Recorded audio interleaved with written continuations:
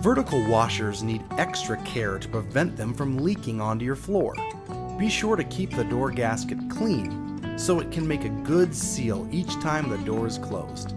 Use a mild detergent and a soft cloth to remove any mildew buildup from both the gasket and the door itself. Failure to keep a good seal can result in water leakage directly below the door. Some washer models have a pump cleanout port located on the front of the unit just below the door. To service this area, first drain any residual water from the pump through the provided hose.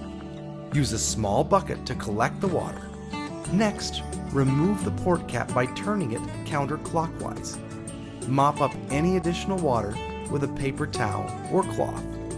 Most particles will lodge on the cone-shaped filter found on the other side of the cap. After thoroughly cleaning the cap, wipe any remaining debris from the port.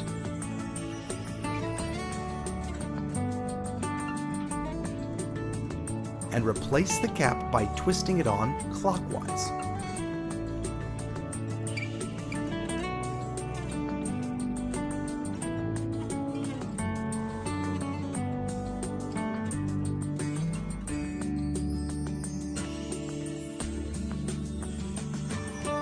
Finally, be sure to check the water supply to your washer on a regular basis. Older hoses may develop leaks around the threaded sockets. Simply run a finger around each hose to detect any leaks. Remember, a minute of preventative maintenance now can save you a lot of headaches later.